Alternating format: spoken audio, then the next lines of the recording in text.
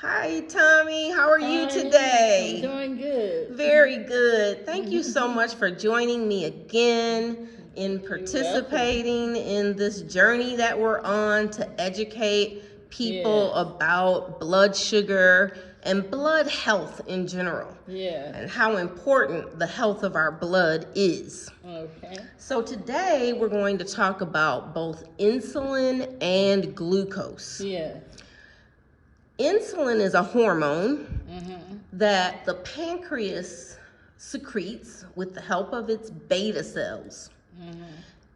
It secretes this insulin in order to help our glucose to get into our cells, where it can then produce energy. So in other words, when we eat, our blood sugar and our insulin both rise.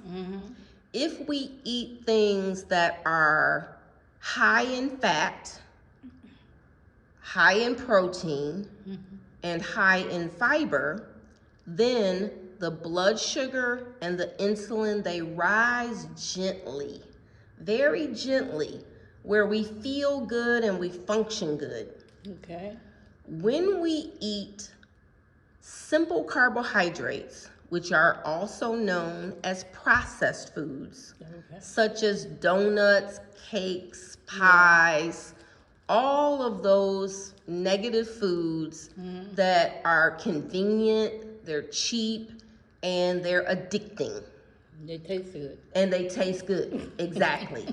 So they're actually like legalized drugs.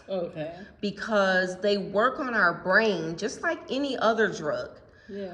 Such as alcohol or any of the drugs that work on our brain, that make us feel good and make us want to consume those products over and over again. Even though we may not like the way we feel, we may not like the way that we look, we may not like the results of eating the products in the long term, but in the short term, we love it.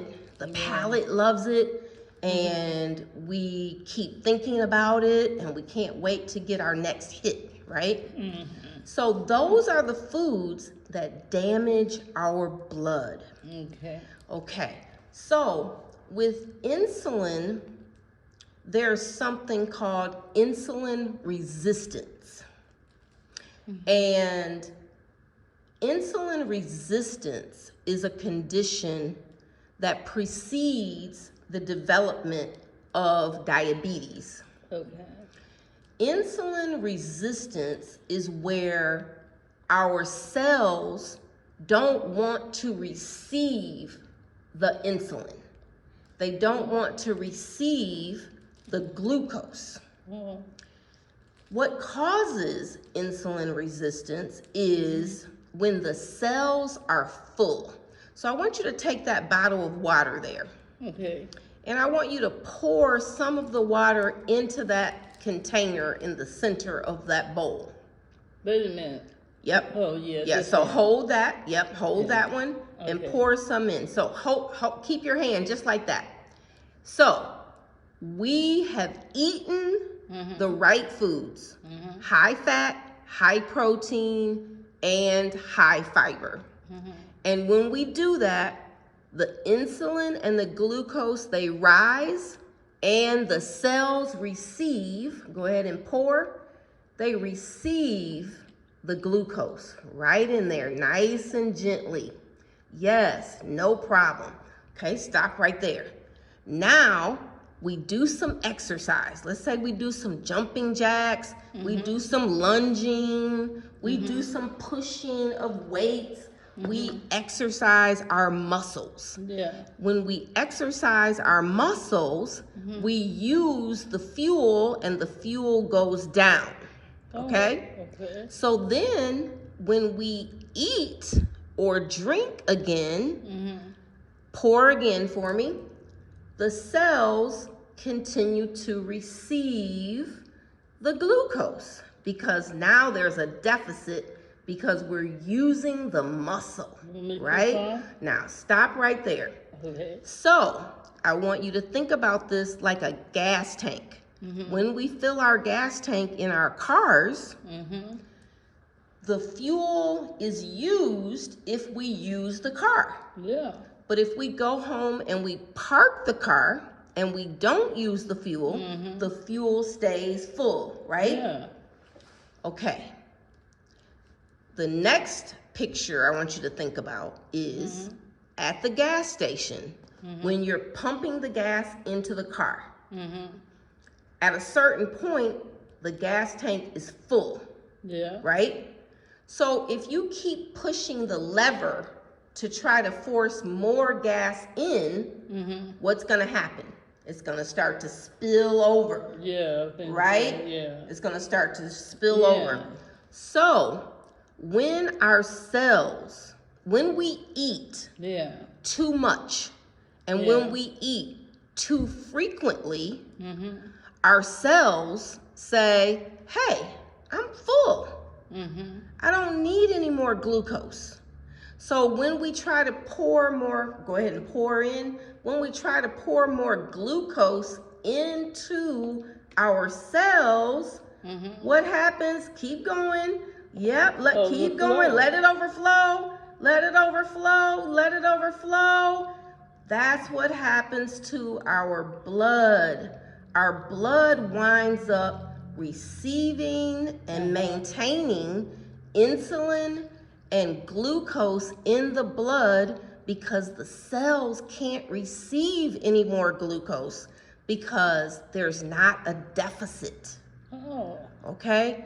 And that's why diabetes develops because as we age in particular, but this is happening in young people now as well.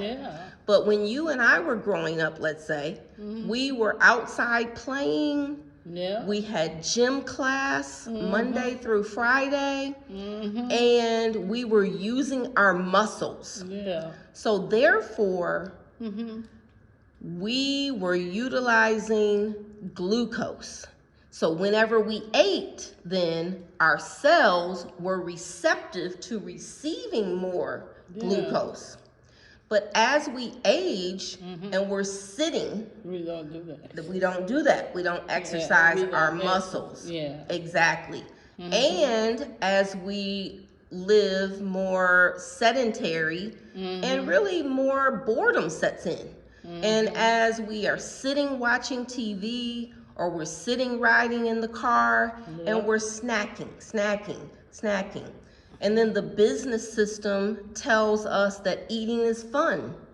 And they tell us that eating candy is fun.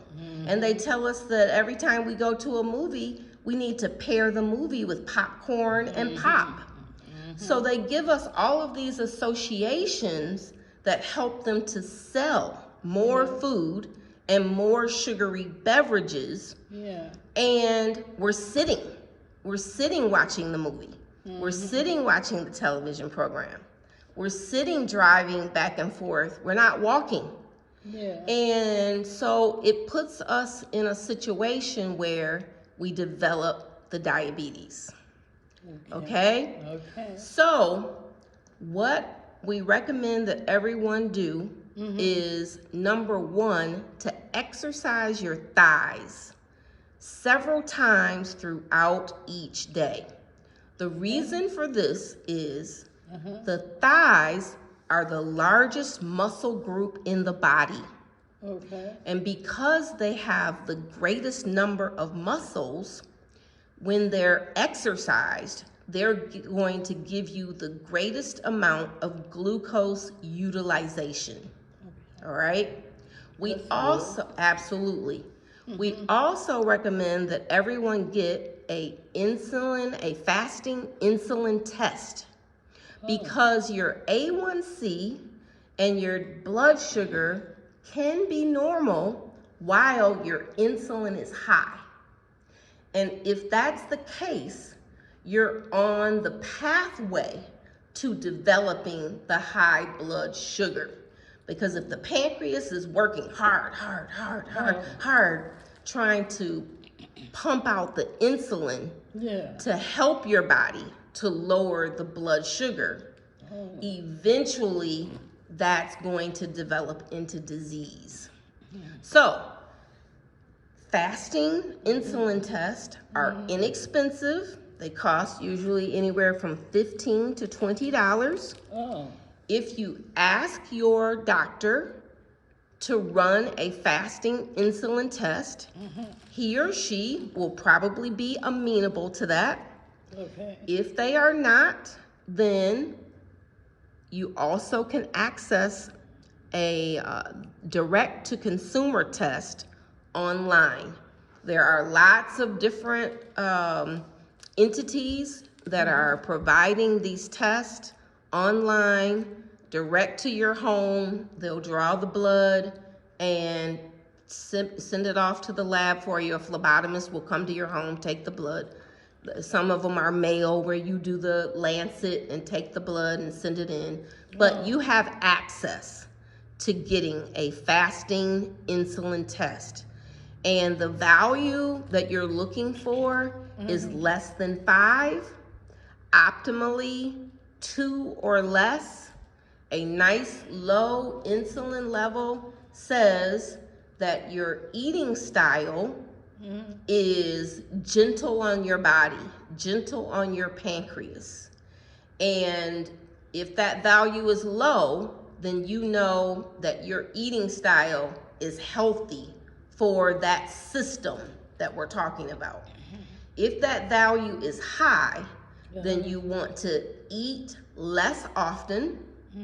And some of the tips for eating less often would be to make certain that your meals are high in fat, high in protein, high in fiber. And an example of that might be dinner might be beef, chicken, lamb, pork is excellent because it's very high in fat. Pork good for you? Yeah, it's very good for your blood. Absolutely, I didn't because know pork was good for you. Yes, that's why we're doing these educational programs so that we can help people to understand that fat suppresses the rise of the blood sugar. And it also satiates you. So when you have a plate that has meats on it and it has beans, your legume family, like your lentils and your refried beans and pinto beans, your black beans, black-eyed peas, all of that good stuff. We have that at the center, but I don't like black beans. Okay, well, I bet there are other beans that you do like, yeah, though. I mean, Yes, they have other beans too. absolutely. Yeah. So you would choose the beans that you like, but beans would represent high fiber. So you want high fat foods, high protein foods, and that's going to be your animal products. And then you're going to want those resistant starch foods because they're going to help you to be full for a longer amount of time. Yeah. And when you're full for a longer amount of time, you're not going to want to keep eating. Yeah. You're not going to keep snacking. Well, okay, another thing I want to ask you. Okay. Is nuts, is that good for you? Nuts are an example of a food group that is high in fat, high in protein, and high in fiber. So nuts fit the food paradigm that we're going to work within to keep our blood healthy. Good question. And I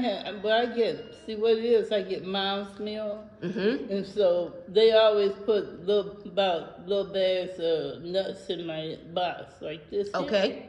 And I just get them and eat them. Okay, very good. So what I want you to do is I want you to read the ingredient list to make certain that it's just nuts and maybe salt, but no sugar. No sugar. No sugar. No sugar. Okay. Okay. So just nuts. Just read the ingredient list, Tommy, for me. just to verify. Always read, whenever something is in a package, always read the ingredient list before you choose to eat it. Okay?